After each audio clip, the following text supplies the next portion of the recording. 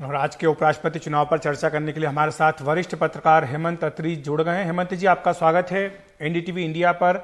ये जो आज चुनाव हो रहा है, इसके परिणाम के बारे में तो कभी खैर किसी को संदेह रहा नहीं, लेकिन मार्गरेट अल्वा ने जिस तरह के मुद्दे उठाए हैं अपने चुनाव प्रचार के दौरान, देश में लोकतंत्र की जो हालत है उसको लेकर के उन्होंने प्रश्न उठाए। इसके साथ साथ बीजेपी के नेताओं से, मुख्यमंत्रियों से उन्होंने संपर्क साधने की कोशिश की, उसका भी जो जवाब उन्हें मिला वो उन्होंने सोशल मीडिया पर साझा किया। तो यानी कोशिश उन्होंने अपनी ओर से पूरी की है। अखिलेश जी, केवल कोशिश जो की है वो सिर्फ मार्गरेट अल्वा नहीं की है, उनके बिहाफ पे देखिए आप और किसने कोशिश की है। कहने को तो वो साझा विपक्ष के उम्मीदवार थी। और देखिए, राष्ट्रपति चुनाव और उपराष्ट्रपति चुनाव में एक बेसिक फर्क है। उपराष्ट्रपति चुनाव में केवल सांसद वोट डालते हैं, लोकसभा और राज्यसभा के, उसमें 788 के आसपास थे। 8 सीटें खाली हैं तो 780 को वोट डालना है आज। अब सवाल अखिलेश जी इसमें सबसे बड़ा ये है कि जिस तरीके से अब उपराष्ट्रपति चुनाव की अगर हम स्पेसिफिक बात करें तो इसमें तो विपक्ष के पास बहुत ज्यादा कुछ करने को था नहीं। बीजेपी के पास अपनी ही 394 वोटें थी, तो उनके तो हारने का सवाल था ही नहीं किस तरीके से धनखड़ के। लेकिन जिस तरीके से, जिस अगंभीर तरीके से चुनाव लड़ा गया, चाहे वो राष्ट्रपति का चुनाव, राष्ट्रपति चुनाव की अगर आप बात करेंगे अखिलेश जी, सवाल इससे कुछ बड़ा है, मुद्दों की बात है। राष्ट्रपति के चुनाव में एनडीए के पास केवल 48% वोट थे जब चुनाव शुरू हुआ। बिल्कुल। और जब चुनाव खत्म हुआ और जिस तरीके से एनडीए ने चुनाव लड़ा, दैट क्रॉस 65। और आज जो स्थिति देखेंगे आप, आज साझा विपक्ष की उम्मीदवार और नंबर 2 जो पार्टी है तृणमूल कांग्रेस, उसके 36 सांसद उनके खिलाफ वोट नहीं डाल रहे हैं, एब्सटेन कर रहे हैं। इसका मतलब समझ रहे हैं आप कि विपक्ष की जो पूरी की पूरी रणनीति थी वो शुरू होने से पहले ही धराशायी हो गई। और यही बीजेपी का आज की तारीख में प्लस पॉइंट है कि आज जब ये चुनाव हो रहा है, बीजेपी का आजकल देखिए, वैसे अगर देखेंगे तो एनडीए का कुनबा बिखरा हुआ है। उनके पास अपनी जो वोट थी वो 394 थी, लेकिन आज जब आप काउंटिंग के रिजल्ट देखेंगे तो मुझे हैरानी नहीं होगी कि अगर उनके 450 के आसपास वोट ना आ जाए मिस्टर धनखड़ के। उसका कारण समझिए क्या है। बीजेपी हर चुनाव को एक चैलेंज के तौर पे ले रही है और उसके लिए साम दाम दंड भेद जैसे भी करना पड़े। ये वही धनखड़ है जिनके साथ ममता बनर्जी की गवर्नर के नाते क्या स्थितियां थी पूरा देश जानता है जी। लेकिन जैसे ही वो उपराष्ट्रपति के लिए चुनाव लड़ने आए, ममता बनर्जी ने कहा, बहाना बनाया कि मुझसे पूछा नहीं गया, ये नहीं किया गया। लेकिन अल्टीमेटली उन्होंने एब्सटेन करने का फायदा लिया, जो डायरेक्ट फायदा धनखड़ को और एनडीए को है। तो ये जो सारी परिस्थितियां हैं अखिलेश जी, उपराष्ट्रपति का चुनाव देखिए अपनी जगह है, लेकिन जिस तरीके से विपक्ष की जो पूरी रणनीति है वो भोथरी हुई है, वो एक चिंता का सबब है। ये आने वाले समय में देखना होगा कि वो अपने घर को कैसे ठीक कर पाएंगे। हमारे साथ एचटी के पॉलिटिकल एडिटर विनोद शर्मा जी भी जुड़ गए हैं। सर, सवाल आपसे, जैसे कि हेमंत जी कह रहे थे कि तृणमूल कांग्रेस के सांसद एब्सटेन कर गए हैं, और जो संबंध रहे धनखड़ साहब जब राज्यपाल थे बंगाल में और ममता जी के बीच, हम सबको पता है, बड़ी तीखी आलोचना करते रहे धनखड़ साहब। तो उसको लेकर के ये आरोप लग रहा है कि विपक्ष एक नहीं था और तृणमूल कांग्रेस दूसरा सबसे बड़ा दल है। क्या देखते हैं, क्या वजह रही कि ममता बनर्जी, इस पर चर्चा भी हुई है, फिर से अगर आप बता पाएं कि क्या वजह रही कि ममता बनर्जी, जो बड़ा उनका तीखा रिश्ता रहा धनखड़ साहब के साथ, उनके खिलाफ उन्होंने वोट नहीं किया? देखिए, बात यह है कि ममता बनर्जी का ये कहना, जब इनका सिलेक्शन हुआ, मार्गरेट सुचारू रूप से बातचीत नहीं की गई और शरद पवार के लेवल पर डिसीजन हो गए। अब ये बात में कितना दम है कितना दम नहीं है ये पता चलेगा जब इलेक्शन का रिजल्ट आएगा। अगर तृणमूल कांग्रेस के लोगों ने विपक्ष के कैंडिडेट के बजाय धनखड़ साहब को वोट डाला, और अगर डाला होगा तो पता चल जाएगा, उनके 39 सीट्स हैं लोकसभा कुल मिला के पार्लियामेंट में, तो पता चल जाएगा। लेकिन आप इस बात को जानते हैं कि ममता बनर्जी एक बहुत ही टेम्परामेंटल और ईगोसेंट्रिक लीडर हैं और वो छोटी छोटी बात पर नाराज हो जाती हैं। लेकिन अगर इसको आप विपक्ष के यूनिटी के परिप्रेक्ष्य में देखेंगे, जो है वो इन मुद्दों पर होना कम लाजिम है, फॉर द सिंपल रीजन कि इसमें किसी ये जो फाइट है ये टोकन फाइट है, और विपक्ष इसलिए लड़ रहा है क्योंकि उसको लड़ना है, वो जो सत्तारूढ़ दल है उसके कैंडिडेट के लिए वोट नहीं डाल सकते। और अगर जिस तरह से प्रेसिडेंट का इलेक्शन हुआ था, अगर भारतीय जनता पार्टी पहले से बता देती कि द्रौपदी मुर्मू प्रेसिडेंट बनने वाली हैं, तो मेरा ये दावा है कि 90 से ज्यादा % वोट द्रौपदी जी को मिलते, और आज के दिन जो वोट द्रौपदी जी को मिले वो नीचे से थर्ड लास्ट है। उनसे कम वोट सिर्फ जाकिर हुसैन को मिले और वीवी गिरी को मिले, और वीवी गिरी को क्यों मिले हम सब जानते हैं, इतिहास उसका विटनेस है। तो देखिए बीजेपी ने ये क्यों किया, अत्री साहब ठीक कहते, बीजेपी को क्या उसका उद्देश्य है वो जानती है। बीजेपी एक ट्राइबल लीडर को प्रेसिडेंट बनाने का पूरा श्रेय लेना चाहती थी जी।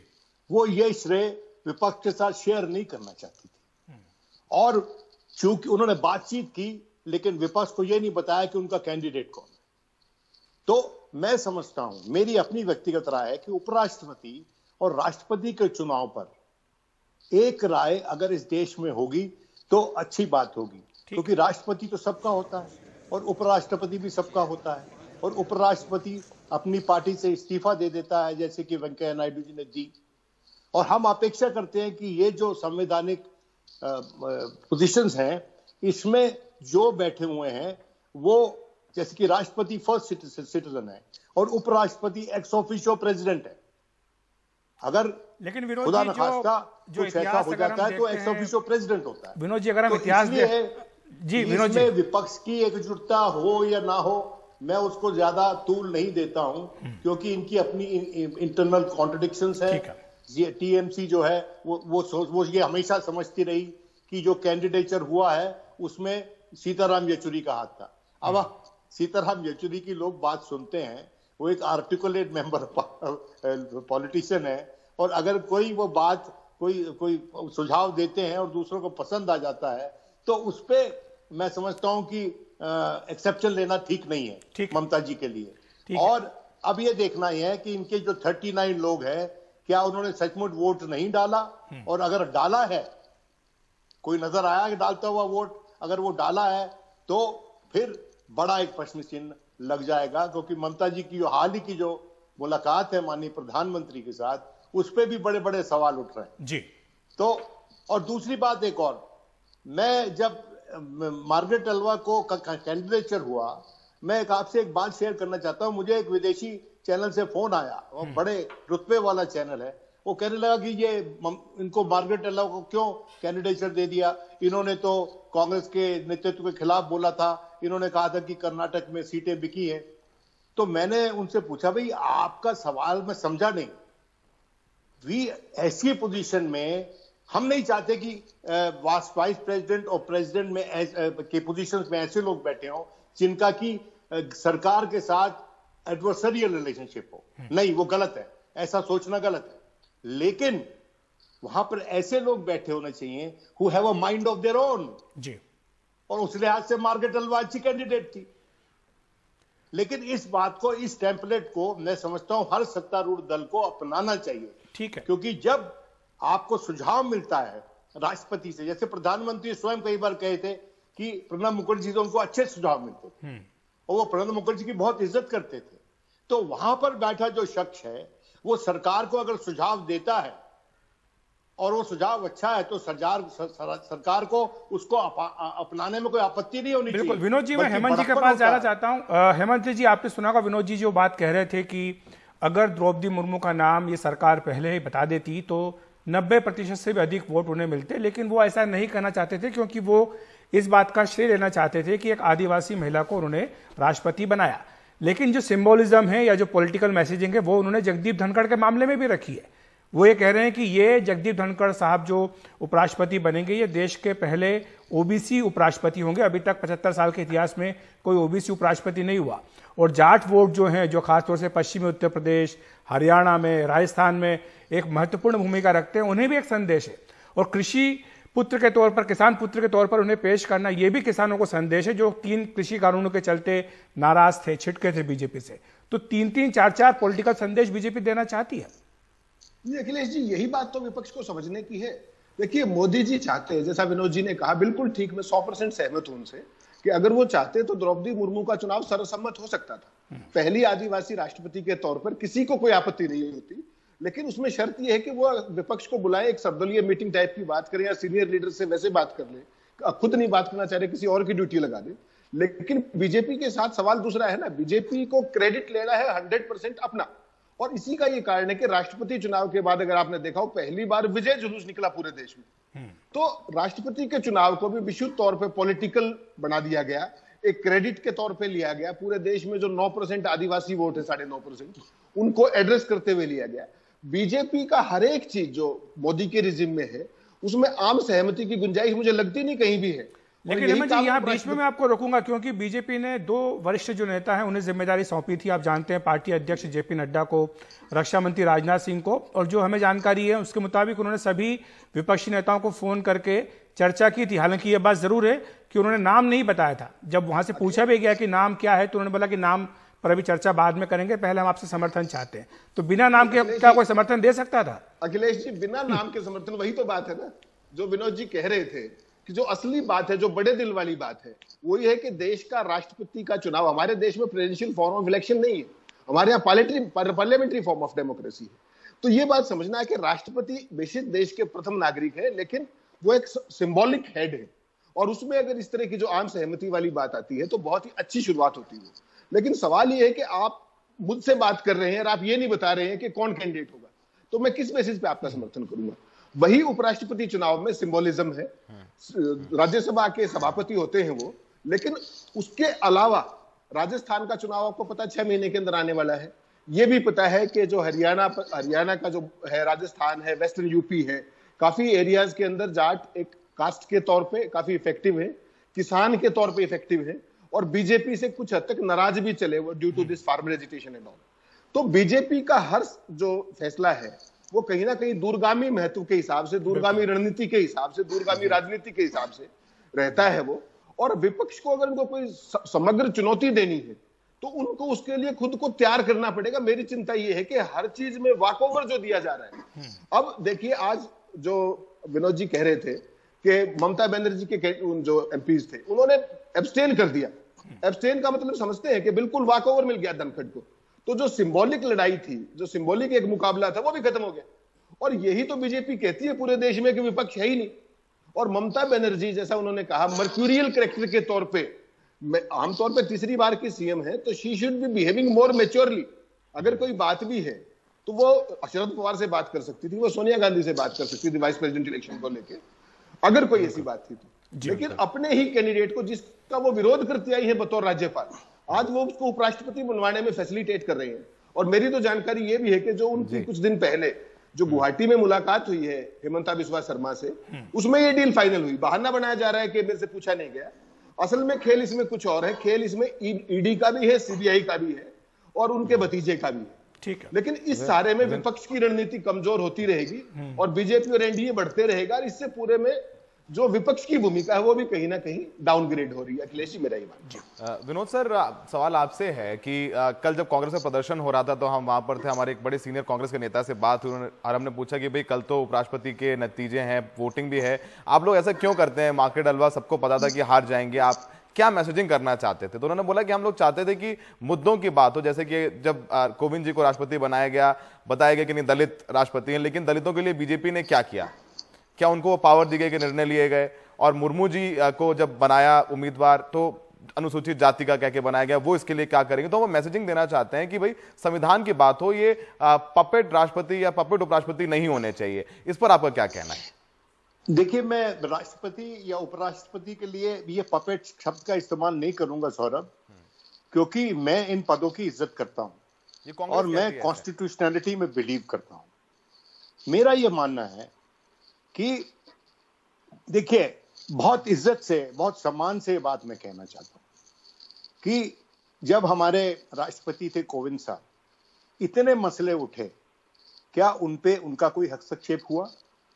क्या उनकी तरफ से कोई बयान आया? नहीं आया। अब मैं अपेक्षा करता हूं कि जो हमारी नई राष्ट्रपति बनी है, श्रीमती द्रौपदी मुर्मू, वो मुद्दों पर सवाल उठाएंगी। उनका इतिहास है कि उन्होंने एक ट्राइबल रिलेटेड लेजिस्लेशन को पैसेज नहीं दिया, लेकिन उनका फोकस सिर्फ ट्राइबल्स पे नहीं होना चाहिए। अभी तो वो फर्स्ट सिटीजन है इस देश की, और उनको उसी तरह से अपना आचरण रखना होगा। जहां तक बात रही मैं अच्छे से जानता हूं जो उपराष्ट्रपति के उम्मीदवार हैं जगदीप धनखड़ साहब, ये जब जूनियर मिनिस्टर थे पार्लियामेंट्री अफेयर्स चंद्रशेखर जी की सरकार में, जब से मैं जानता हूं बड़े अच्छे स्वभाव के व्यक्ति हैं, कानून जानते हैं और minister of state for parliamentary affairs रहे हैं, तो पार्लियामेंट्री प्रोसीजर भी जानते हैं। और लेकिन जो उनकी भूमिका बाहैसियत उपराष्ट्रपति और उसके चलते चेयरमैन राज्यसभा होगी, वो गवर्नर की भूमिका से बहुत जुदा होगी। और हमको देखना है, हम अपेक्षा करते हैं कि वो उस चैलेंज पे खरे उतरेंगे। देखिए, जीतता कौन है, हारता कौन है, at the end of the day जो हमारी डेमोक्रेसी है उसकी जीत होनी चाहिए।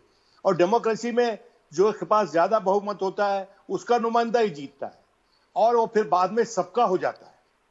और सबका वो कितना होता है उस अनुपात में इतिहास में उसका आंकलन होता है कि कितना हुआ सबका वो। ठीक। तो मैं अपेक्षा करता हूं कि धनखड़ साहब अच्छी तरह से सुचारू रूप से राज्यसभा चलाएंगे, और द्रौपदी मुर्मू जी जो है वो राष्ट्रपति भवन की शोभा होंगी, देश की शोभा होंगी। क्योंकि देखिए, हमारी डेमोक्रेसी का ही ये मैजिक है कि कोई ऐसे गरीब परिवार से क्यों व्यक्ति उठ के आए और इस देश का राष्ट्रपति बन जाए। इसके लिए तो मैं कम से कम भारतीय जनता पार्टी को बधाई दूंगा। लेकिन जब अभी मेरे दोस्त अखिलेश बोल रहे थे कि 2 मंत्रियों को, नड्डा साहब को, राजनाथ जी को बोला था कि विपक्ष से बातचीत करो, लेकिन तो कुछ अखिलेश वैसा हो गया जैसा कि कोई शादी की बातचीत करनी हो और लड़का ना दिखाओ या लड़की ना दिखाओ, उसके बिना कैसे बातचीत होगी।